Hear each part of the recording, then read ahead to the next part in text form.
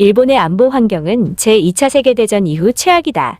이는 중국과 러시아 군함 열척이 닷새에 걸쳐 일본 전체를 거의 한 바퀴 도는 무력 시위를 펼쳤을 때 일본 자위대에서 나온 말이었습니다. 두 나라 함정이 동시에 대규모로 일본이 민감해하는 스가루 해협을 통과한 것이 처음인데다 이동 경로는 명백히 일본을 포위하는 듯한 형태를 취하고 있었기에 자위대는 엄청난 패닉에 빠진 것이었습니다.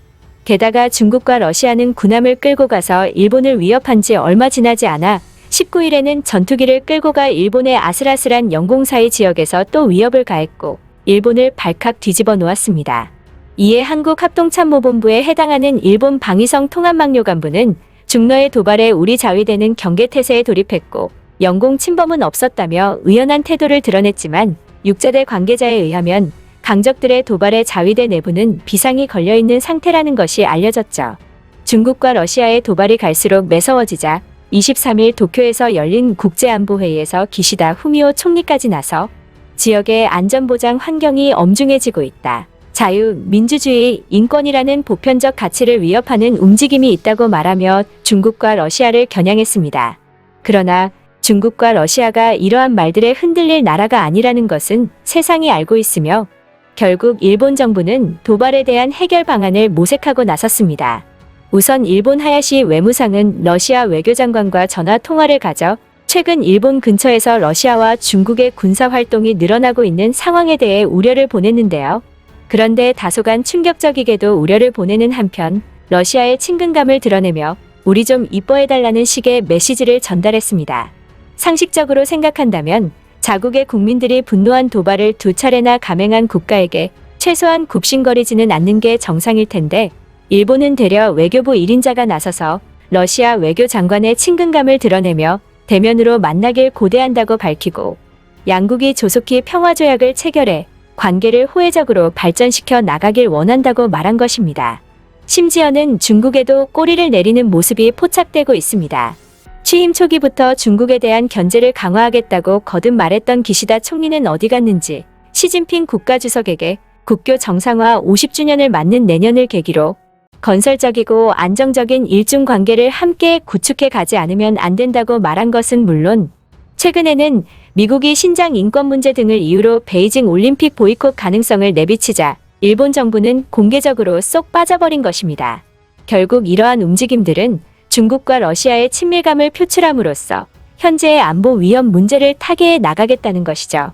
그러나 일본 내 전문가들은 이것은 근본적인 해결책이 될 수 없다고 말합니다. 중국과 러시아는 이념이 다른 나라일 뿐더러 현재 일본이 중국, 러시아와 외교적으로 처해 있는 현실을 생각한다면 사실상 협력이 불가능하기 때문이란 것입니다. 이에 일본 외교 전문가인 와타나베 스네오는 일본이 위협으로 벗어나기 위해 진정으로 의지해야 하는 국가는 한국이라고 말했습니다. 그는 한일을 둘러싼 국제 환경은 한국전쟁 이후 가장 어려운 상황이다. 같은 운명을 공유하고 있는 두 나라가 서로 대립하고 있을 때가 아니다라며 심각해지는 안보 위협 속에서 한국과 일본이 생존 번영 존엄을 지키기 위해 협력을 하는 것은 선택이 아닌 필수라고 말했습니다.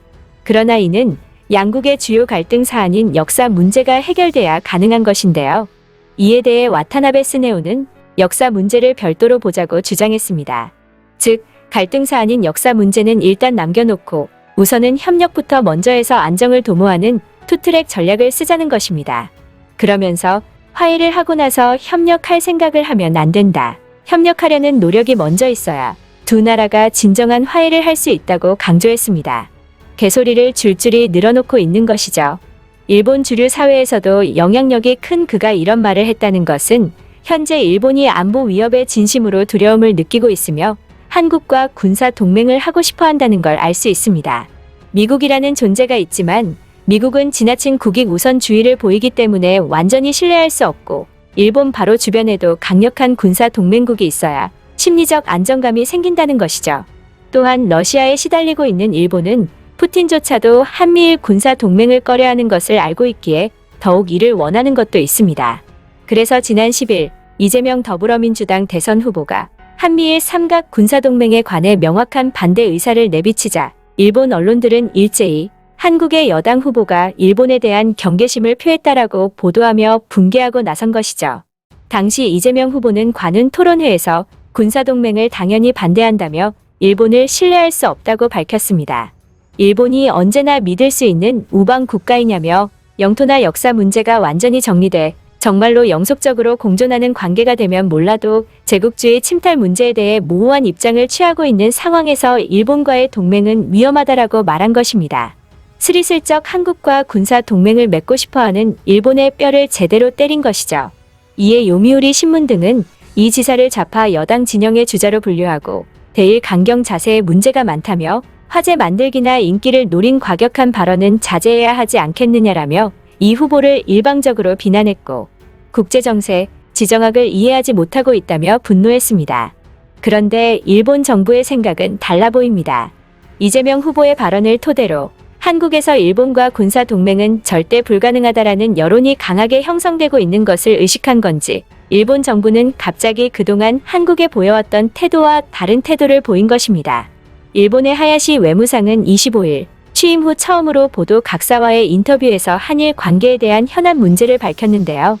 한국 경찰청장이 독도를 방문한 것을 언급하며 한국 측을 비난하면서도 한일 관계는 구한반도 출신 노동자 문제, 또 위안부 문제 등에 의해 매우 어려운 상황에 놓여 있는데 이를 이대로 방치할 수는 없다고 단호하게 말했습니다. 일본 정부는 매번 한일 관계 개선 문제에 대해 한국이 먼저 노력을 보여야 한다며 한국 탓을 했는데 엄중한 안보 환경 속에서 양국이 협력해 갈등을 해결해야 한다고 사실상 처음으로 밝힌 것입니다. 또한 건전한 관계로 돌아갈 수 있도록 기시다 총리와 외교면에서 역할 분담을 제대로 해나가고 싶다며 의욕까지 충만한 모습을 보였는데요.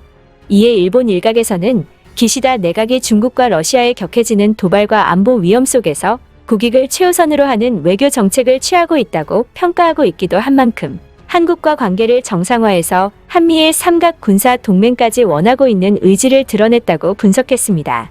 일본인들은 대체 한국이 얼마나 강하길래 이렇게까지 하는 것이냐면 난리가 났는데요. 일본 반응 알아보겠습니다. 일본을 절대 동맹이라고 생각하지 않을 한국과 긴밀한 군사협력을 하고 싶은 생각은 없지만 상대가 중국과 러시아라면 얘기가 달라진다.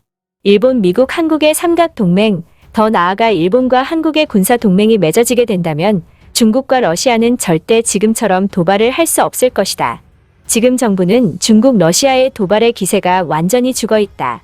이럴 때 한국과 협력하겠다는 마음을 보이다니 제정신인가? 어쩌다 일본이 이렇게 됐는지 허망하기만 하다. 일본은 패권을 노리는 국가였다. 한국에 기댈 것이 아니라 일본 스스로가 더 강해져서 중국과 러시아에 대항해야 한다. 한국의 도움은 필요 없는 국가를 만들어야 하는 것이다. 한국의 군사력이 얼마나 강하길래 저런 발언을 한 것인지 모르겠다. 한국이 세계 7번째로 무슨 무기를 만들었고 수천 발의 미사일을 보유하고 있다는 얘기들은 간간히 들었지만 그 강함이 중국과 러시아에 대적할 정도였나? 솔직히 한국을 다시 보게 됐다. 한국과 협력은 절대적이다. 전문가들의 말대로 국제정세를 냉정하게 판단하고 우리의 국익을 지키기 위해 어떻게 중국과 러시아에 대적해야 하는지, 그리고 일한이 어떤 관계를 가지는 것이 자국의 이익이 되는지를 판단해야 한다. 두 나라가 긴밀히 대화하지 않으면 미중에 대해서도 입지가 약화될 것이다. 끝까지 시청해주셔서 감사합니다. 가시기 전 구독과 좋아요 부탁드립니다.